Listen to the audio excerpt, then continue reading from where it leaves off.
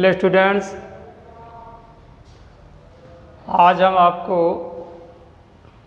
पद्य भाग का पहला टॉपिक शुरू करते हैं, जिसका शीर्षक है संत वाणी। संत वाणी में आपको 3 संतों के जीवन परिचय और उन्होंने जो शिक्षा दी है दोहा और छंद के माध्यम से वो बताएं। तो संत वाणी में पहला है कबीरदास जी। इसका जीवन परिचय के बारे में जान लेते हैं, क्योंकि जीवन परिचय सीनियर क्लास हिंदी अनिवार्य में 2 नंबर का पूछा जाता है। तो जीवन परिचय का पहला बिंदु देखिए, हिंदी साहित्य का जो इतिहास है उसमें भक्ति काल है। भक्ति काल में ज्ञानाश्रयी शाखा के ये सबसे प्रमुख कवि माने जाते हैं। दूसरी बात, इनका जन्म 1398 ईस्वी में माना जाता है, काशी और काशी के मगहर नामक स्थान पर। ये माना जाता है, निश्चित नहीं है, लेकिन अधिकतर विद्वानों ने इसको स्वीकार किया है। इनका लालन पालन निसंतान दंपत्ति, जिनका नाम था नीरू और नीमा, जो कि जुलाह जाति से उन्होंने किया था। इसके बारे में किंवदंती है कि कबीरदास जी की जो माता थी वो विधवा थी। बच्चे को जन्म देने के बाद इसको एक लहर तारा नामक तालाब में छोड़ दिया। वो डर गई थी कि मेरी बदनामी होगी, लोक लाज की भय की वजह से इसको छोड़ दिया गया। बच्चे को छोड़ने के बाद ये निसंतान थी नीरो नी, इनको कोई संतान नहीं थी। इनको मिल गया था, बहता हुआ। इन्होंने इसको पाला, पाल पोस कर बड़ा किया। तो माता पिता की जब बात आती है ना, तो माता पिता वास्तविक माता पिता इनका और कोई था, कोई नाम नहीं है, लेकिन लालन पालन करने वाले नीर और नीमा थे, और ये जुलाह जाति से संपर्क रखते थे, जुलाहे थे। उस जमाने में रामानंद एक बहुत बड़े संत थे, उनके 12 शिष्य थे। वो सभी शिष्यों को अच्छा ज्ञान देते थे। उन 12 शिष्यों में कबीरदास जी की गणना सर्वप्रथम की जाती है। ज्ञानाश्रयी शाखा के कवि हैं। कबीरदास जी एकेश्वरवादी थे, केवल एक ही ईश्वर में विश्वास करते थे, बहुदेववादी नहीं थे, और निर्गुण और निराकार के उपासक थे। इनका मानना था कि भगवान का कोई रूप नहीं होता, वो तो प्रत्येक व्यक्ति के हृदय में घट घट में विराजमान रहते हैं, उनको रूप नहीं दे सकते। लेकिन भगवान को मानते तो थे, लेकिन निर्गुण रूप में मानते थे, और एक ही भगवान को मानते थे। इनका कोई अलग अलग ईश्वर भगवान नहीं थे, तो केवल एक ही विश्वास करते थे। कबीरदास जी ने सर्वप्रथम जो अपना मन है उसकी पवित्रता पर बल दिया था। तो मन पवित्र है तभी ईश्वर निवास करता है। एकेश्वरवादी थे, मन की पवित्रता बल देते थे, कभी भेदभाव नहीं करते थे, और ना ही इन्होंने राम और रहीम में भेदभाव किया। राम को भी एक ही मानते थे, रहीम को भी एक ही मानते, अर्थात दोनों ईश्वर के रूप में, नाम अलग अलग हैं लेकिन दोनों एक ही रूप हैं, इसलिए क्या कहते हैं, इसको एकेश्वरवादी कहते हैं। कबीरदास जी ने देखा कि दुनिया में भाई आडंबर ज़्यादा हैं, भाई आडंबर को सहारा लेकर के लोग दूसरे को मोड़ते रहते हैं। तो कबीरदास सर्वप्रथम इन भाई आडंबरों का विरोध किया, और भाई आडंबर विरोध करके अपनी सदुक्कड़ी भाषा में उनको उपदेश दिए थे। सदुक्कड़ी का मतलब होता है मिश्रित भाषा।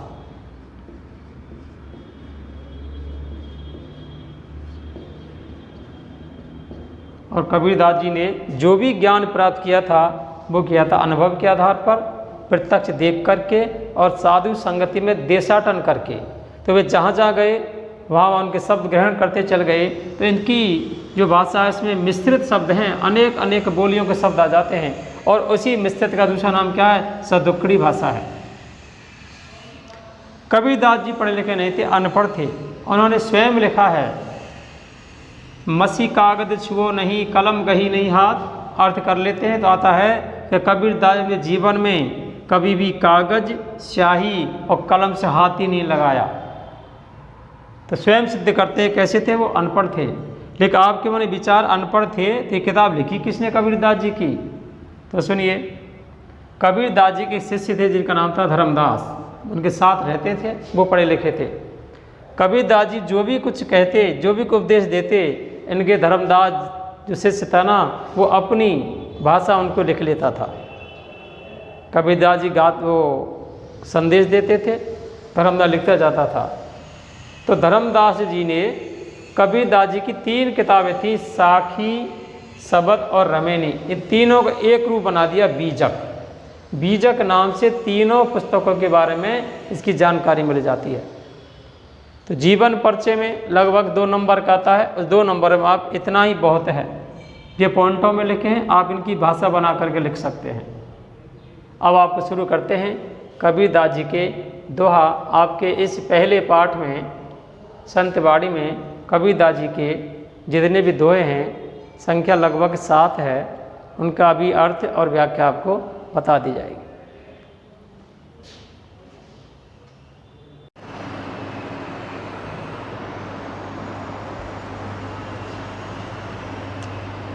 संतवाणी, अभी आपने कबीरदास जी का जीवन परिचय के 9 बिंदु सुने थे। अब कबीरदास जी के आज हम आपको 4 दोहों पर चर्चा करते हैं। पहला दोहा देखिए, त्याग तो ऐसा कीजिए सब कुछ एक ही बार, सब प्रभु का मेरा नहीं निश्चय किया विचार। इसमें सद्दुकड़ी भाषा के शब्द ज़्यादा हैं। कबीरदास जी कहते हैं कि मनुष्य को ऐसा त्याग करना चाहिए जो केवल एक बार में ही किसी दूसरे को अर्पण कर सके। ऐसा कबीरदास जी क्यों कहते हैं? कि कबीर जी का मानना है सब प्रभु का मेरा नहीं, कि जो हमारे पास है ये सब कुछ भगवान का ही तो है, प्रभु का है। तो सब कुछ भगवान का है हमारे पास, तो किसी दूसरे को देने हमारा क्या जा रहा है? निश्चय किए विचार, निश्चय कहते निश्चय ही, दृढ़ निश्चय, कि दृढ़ निश्चय बांध लो, कि निश्चय कर लो कि हमारे पास जो कुछ है सब परमात्मा का दिया हुआ है। इसलिए हमें त्याग करते समय ऐसा निश्चय कर लेना चाहिए कि हमें सब कुछ एक ही बार में किसी को त्याग कर देना चाहिए। त्याग का मतलब ऐसा होता है, हम अपनी आवश्यकता की वस्तुओं को छोड़ करके किसी दूसरे की दूसरे के कल्याणकारी काम को चलाएं, वो होता है हमारा त्याग। ऐसा नहीं है कि हम किसी को 10 रुपये, 20 रुपये, 5 रुपये, 1 किलो अनाज दे, वो त्याग नहीं होता। त्याग वो होता है कि हमारा जो काम है उस काम को छोड़ करके हम दूसरे को कार्य को कराएं, वो त्याग होता है। तो कबीरदास जी कहता है कि हमारे पास जो भी कुछ है ना, सब भगवान की देन है। तो हमें भगवान की देन हमारे पास है, तो हमें त्याग करते समय निश्चय मन विचार कर लेना चाहिए कि हमें सब कुछ एक ही बार में किसी दूसरे को भलाई के लिए त्याग कर देना चाहिए। क्योंकि तुलसीदास जी ने कहा है, तेरा तुझको अर्पण क्या लागे मेरा, कि भगवान आपने तो मुझे दिया है, मैं आपके ही दिए हो किसी और को दे रहा से मेरा क्या जा रहा है। यह त्याग की भावना में बात कही गई है। तो कबीरदास जी इस पहले दोहा में समर्पण भाव से त्याग करने का संदेश दिया गया है, जो भी कैसा निश्चय करके, दृढ़ निश्चय करके भाव। दूसरा देखिए, दूसरे पद में कबीरदास जी ने गुण और अवगुण के बारे में बताया गया है कि जो साधु पुरुष हैं, जो सज्जन लोग हैं, वो तो गुणों को ग्रहण करते हैं, और जो दुर्जन है बुरे स्वभाव के वे हमेशा अवगुण को ग्रहण करते हैं। ये व्यक्ति का अलग अलग स्वभाव होता है। तो कबीरदास जी ने नंबर 2 दोहा में साधुओं के बारे में बताया कि सज्जन पुरुष हैं, वे क्या करते हैं, सुनिए, सुनिए गुण की बारता और गुण लीजिए नहीं। कबीरदास जी कहते हैं कि सुनिए सज्जनों, गुण की बारता पर ध्यान दो। वार्ता कहते हैं श्रेष्ठता महत्व, गुण की श्रेष्ठता देखिए, गुण का महत्व देखिए, अवगुण लीजिए नहीं। आपको कभी भी अवगुण नहीं अपनाना चाहिए। उदाहरण देते हैं कैसे, हंस चीर को गहत है। हंस नामक पक्षी होता है, वो केवल दूध पीता है, दूध को ग्रहण करता है, नीर सो त्यागे चाहें, और वो पानी को छोड़ देता है। इसी प्रकार सज्जन पुरुष होते हैं ना, वो केवल क्षीर अर्थात दूध मतलब अच्छी बात ग्रहण करते हैं, पानी अर्थात अवगुणों को वो छोड़ देते हैं। तो कबीरदास जी ने दूसरे में बताया है कि हमें हमेशा ही अवगुणों को छोड़ करके सद्गुण अपनाने चाहिए। यहाँ भी कविता संदेश दिया है गुण की श्रेष्ठता के बारे में। गुण हो अवगुण हो, अच्छे लोग केवल गुण को ग्रहण करते हैं और बुरे लोग अवगुण ग्रहण करते हैं। तो कबीरदास संदेश देते हैं कि हमें कभी भी अवगुणों को नहीं लेना चाहिए, अच्छी बातों को ग्रहण करना चाहिए। नंबर तीन में कवि ने जो व्यक्ति अभिमान करते हैं, अपने आप को सबसे बड़ा सन्यासी साधु समझते हैं, उनके बारे में बात कही गई है। छोड़े जो अभिमान को सुखी भया सब जीव, जीव से मतलब यहाँ पर आत्मा से है, मन से है। कबीर ने लिखा है छोड़े जो अभिमान को सुखी भया सब जीव। जब व्यक्ति घमंड को छोड़ देता है, अहंकार को त्याग देता है, जब उसका मन उसका जीव बड़ा सुखी रहता है, बड़े चैन में रहता है। भावे कोई कछु कहे मेरे ही निज पी, कबीर लिखा है स्वयं में कि जब व्यक्ति अभिमान को छोड़ देता है तो उसका जीव या मन या आत्मा बड़ी सुखी रहती है। उसके सामने चाहे कोई कुछ भी कहे, कैसा भी संदेश अच्छा दे चाहे बुरा दे, भाव कहते हैं मन को वहाँ अच्छा लगना, उसके लिए तो वही अच्छा लगता है। कौन सा? मेरे ही निज पीर, जो मुझे प्यारा है, फिर हृदय को प्यारा है। अर्थात कौन हृदय को प्यारा? कबीर का ईश्वर है। तो कबीरदास जी ने लिखा है कि जब व्यक्ति अभिमान को छोड़ देता है उसकी आत्मा संतुष्ट हो जाती है, सुखी हो जाती है। उसके सामने चाहे कुछ भी कहे, उसको तो जो भगवान को प्रिय है ना, भगवान को प्रिय है, वही उसके हृदय में बसता है और वही कबीरदास जी को प्रिय होता है। तो इस नंबर 3 में कवि ने अभिमान को छोड़कर भगवान को हृदय में बसाने की बात कही है। कबीरदास जी के मानना है कि व्यक्ति अहंकार में ही अच्छे बुरे काम करता है, ज़्यादा बुरे काम करता है। यदि उसने अहंकार छोड़ दिया तो उसका मन बड़ा पवित्र होता है, और पवित्र मन कभी भी गलत काम नहीं करता है। उसके लिए तो वह अच्छा लगता है जो अपने परंपरा पर परमात्मा को प्यारा होता है।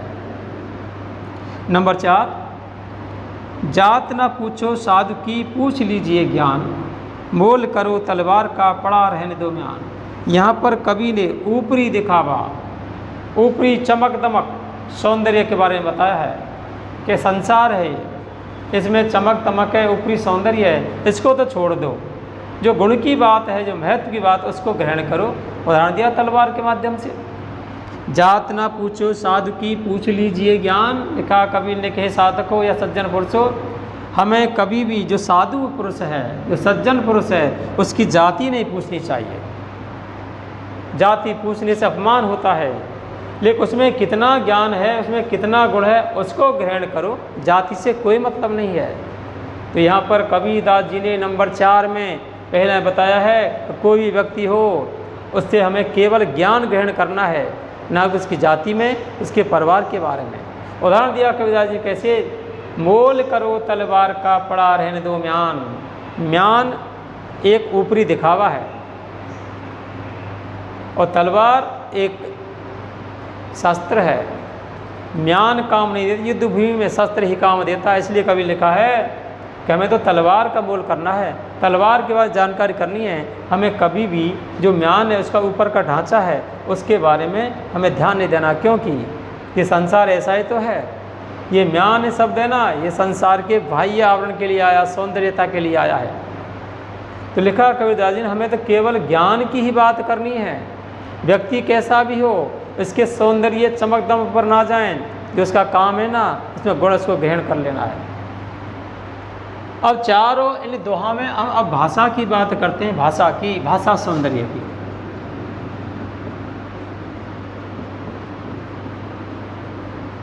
भाषा सौंदर्य, हमको जो व्याख्या हम करेंगे पेपर में, व्याख्या खंड के बिंदु नंबर 4 पर आएगा, जिसे कहते हैं विशेष।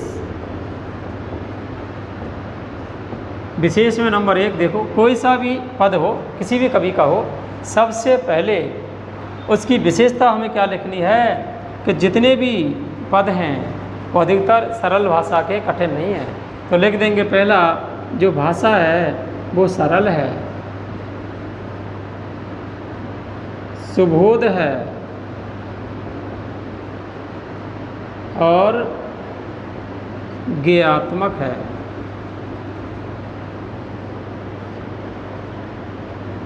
ज्ञात का मतलब है इसको हम गा सकते हैं, अपनी धुन में गा सकते हैं, भाषा सरल है, सुबोध है। नंबर 2 देखो हमने पढ़ा था कि कबीरदास जी ने इन चारों दोहा में कोई ना कोई संदेश दिया है, उपदेश दिया है। तो भाषा कैसी हो जाएगी? जो ये कथन है कबीरदास जी के, जो भी कथन है कैसे उपदेश परक हैं।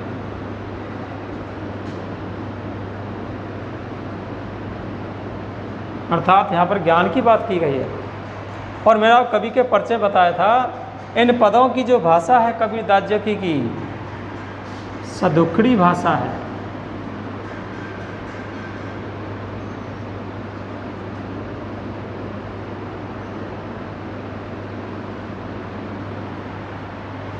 और आपको बता चुका हूँ मैं, प्रत्येक पंक्ति में लास्ट में तुक मिल रही है। देखो, बार विचार, नहीं जही, जीव पीव, ज्ञान म्यान, प्रत्येक में तुक मिल रही है। जहाँ तुक मिल जाती है वहाँ अपना होता है अनुप्रास अलंकार।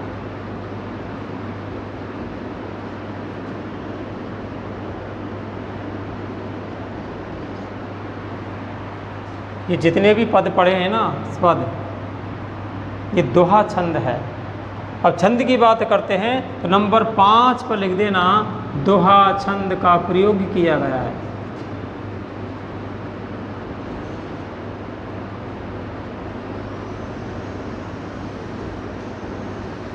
देखो, ये अपनी भाषा सौंदर्य की बात हो गई।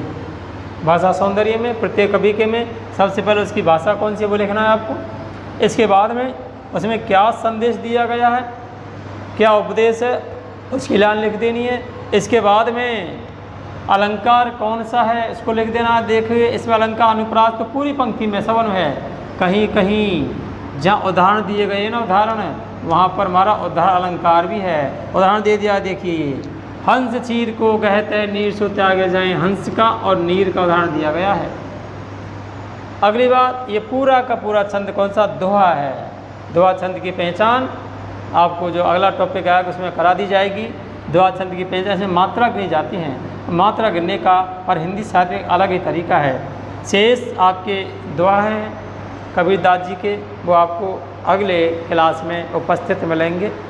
तब तक के लिए आप अध्ययन करते रहें।